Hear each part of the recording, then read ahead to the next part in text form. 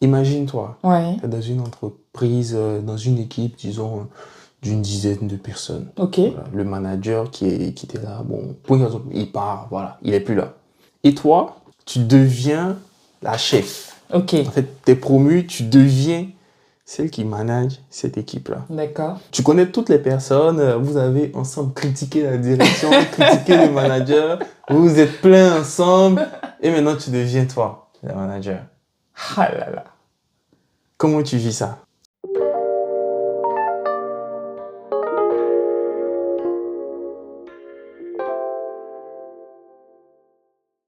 Je pense que c'est pas facile. Et ce qui est pas facile, c'est surtout la posture à avoir une fois que tu as appris la nouvelle. Déjà, comment tu l'annonces à tes collègues? C'est ça le truc. Mais est-ce que tu auras même besoin Non, de je pense l'annoncer? pas. Je C'est pense la qu'il y a un direction. mail, il y a un mail de la direction qui va arriver, qui va informer tout le monde que oui, Agathe, désormais, c'est votre manager. Bon, Et là, tu vas voir les regards. bon, il y en a qui vont te féliciter, certains Oui. qui peut-être seront un peu moins joyeux d'entendre C'est que vrai. c'est toi qui as le poste. Mais bon, ça, ce sont les choses de la vie. Mais la première question que je veux aborder, du coup, Ouais. à ce sujet-là, c'est comment tu te fais accepter en tant que chef par tes collègues, pairs, oui, disons, tes disons anciens par pairs. tes ex-collègues, puisque maintenant tu deviens la N+1. Comment tu te fais accepter en tant que chef?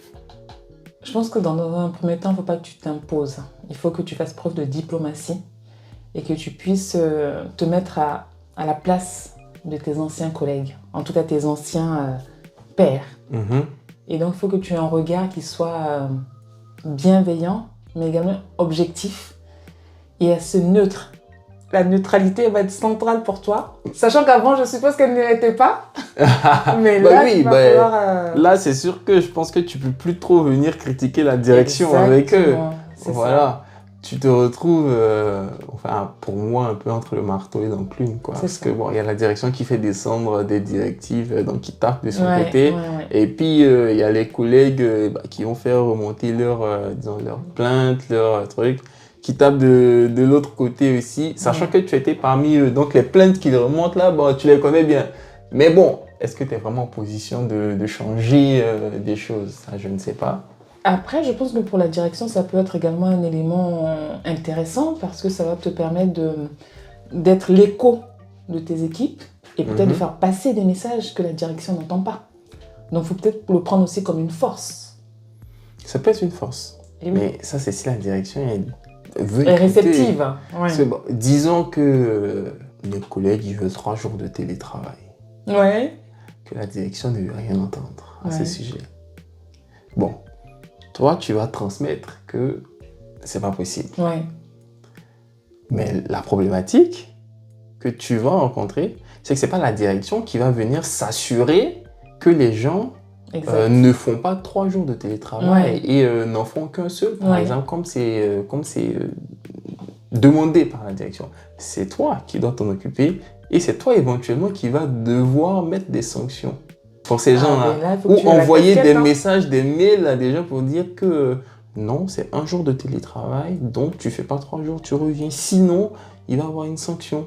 Ah là là. Sachant qu'il y a 3, 4, 5, 6 mois, vous faisiez pareil. Eh ben, tu étais parmi ces personnes-là qui faisaient 3 jours de télétravail et qui se cachaient. Ah, mais là, c'est la casquette du manager. Tu vois. Et donc, ça, tu vois, cette partie-là, je me dis, c'est très difficile parce que tout à coup, tu te retrouves à découvrir les réalités du manager, Exactement, oui. les contraintes du manager.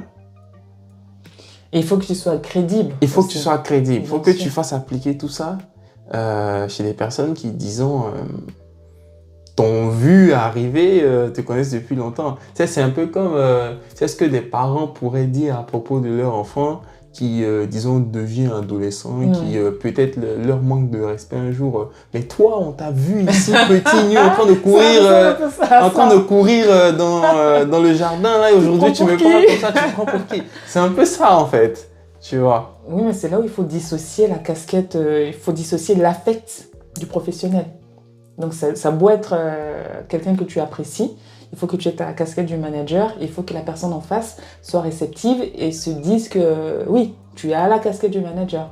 En fait, où c'est difficile, c'est quand la frontière est tellement mince que tu ne fais plus le parallèle entre l'affect et le professionnel. Et là, ça peut avoir des impacts même sur votre relation au travail et votre relation personnelle s'il y en a. Et c'est là où c'est très très difficile, même psychologiquement pour le manager, c'est quand même compliqué. Parce qu'il faut quand même avoir cette prise de recul-là et avoir une distance entre le pro et le personnel. Et là, c'est très difficile. Donc, tu dirais, pour résumer cette partie-là, qu'il faut déjà soi-même prendre possession de son poste, prendre conscience des responsabilités qu'on a maintenant. Et l'accepter. Surtout. L'accepter, savoir faire une différence entre ce qui relève du personnel et du professionnel. Voilà. Et puis, savoir faire preuve, disons, d'humilité, de diplomatie pour parler à ses managers, à ses anciens collègues, à ses pairs et faire passer les messages le plus en douceur possible. Et appliquer les sanctions quand il y a lieu d'en appliquer. Quand il y a lieu d'en appliquer. Mais c'est pas évident quand même, hein, purée. Voilà, on a parlé de la personne qui monte d'un cran dans la hiérarchie. Mais maintenant, on va parler des personnes qui voient leurs collègues monter d'un cran. Ces personnes-là qui se retrouvent maintenant managées par, disons, leur ami qu'ils ont vu courir là dans le jardin.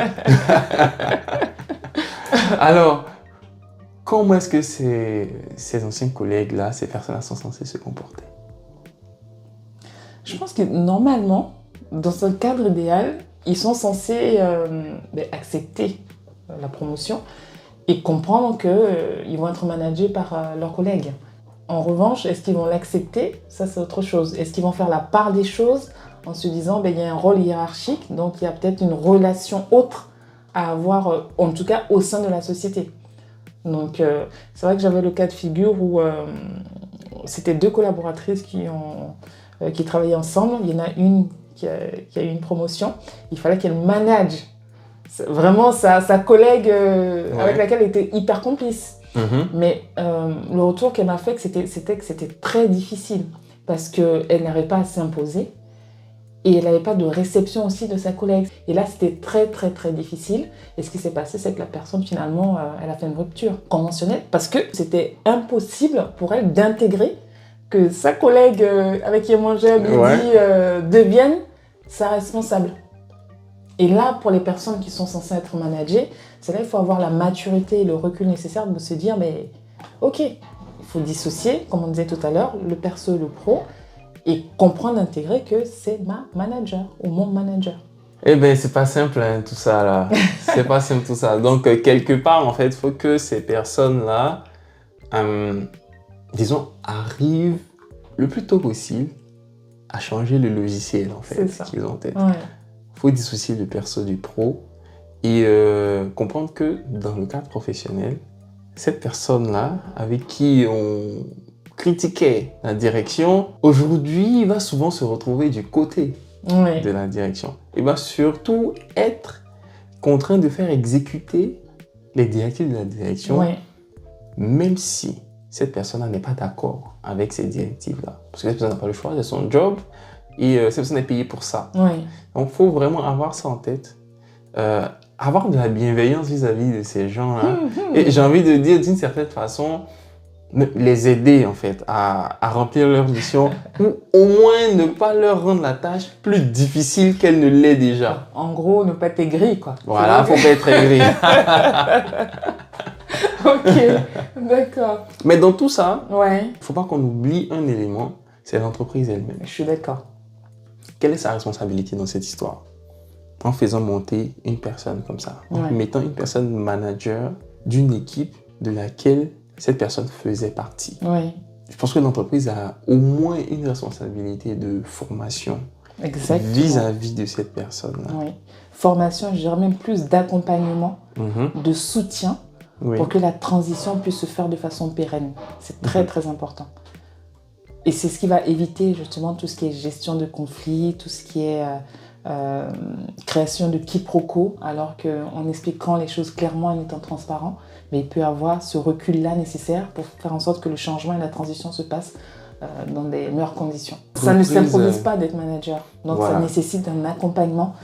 Et beaucoup de fois, ou bien souvent dans des entreprises, on grimpe en tant que manager sans formation, sans prérequis, Et des fois, j'ai envie de dire que les résultats ne suffisent pas à passer manager. Et la dernière question que je me pose, c'est est-ce vraiment une bonne décision pour une entreprise, avec tout ce qu'on vient de dire là, la difficulté qu'il peut y avoir de manager ses ex-collègues par rapport à la façon dont eux nous perçoivent, par rapport à la façon dont on va nous-mêmes les percevoir, la difficulté qu'on va avoir à appliquer des sanctions sur eux pour des trucs pour lesquels on n'est pas d'accord. Est-ce que c'est vraiment une bonne décision pour une entreprise de prendre un membre d'une équipe et de le faire passer manager de cette équipe-là? Et donc, tu veux dire que dans une entreprise, il ne faut pas qu'il y ait des promotions? Non, des promotions, mais croisées, quoi. C'est-à-dire que quand on veut te faire monter, tu deviens manager de l'autre équipe là-bas, c'est plus facile. Mais tu peux être également un modèle. Tu peux inspirer, tu peux les inspirer en se disant, ah, ben tiens, moi aussi, peut-être plus tard, je pourrais être manager. Je pense que de toute façon, il n'y aura toujours qu'un seul manager. Donc, tant que tu ne démissionnes pas, ou tant que tu ne pars pas, personne d'autre ne prendra ta place. Ou si tu ne te fais pas virer, voilà. Mais j'aime bien l'idée de la stratégie transverse. Comme ça évite tu vois, parce problèmes. que on te fait monter manager d'une autre équipe. Comme ça, tu ne les connais pas. Comme ça, là-bas, tu ne connais pas, tu n'as jamais bossé avec eux, tu arrives, bon, voilà quoi. Mais bon, on va savoir. Parce que ça, c'est dans l'idéal. Hein. Mais c'est pas mal. Ouais, je valide. Alors, qu'est-ce que vous en pensez? Est-ce que vous avez déjà vécu une situation similaire ou est-ce que vous avez des connaissances, des collègues qui ont vécu des configurations similaires? Nous sommes bien curieux d'avoir vos avis. Merci de nous avoir écoutés. C'était Yann et Agathe, comme toujours, pour le canap'. Au revoir. À bientôt.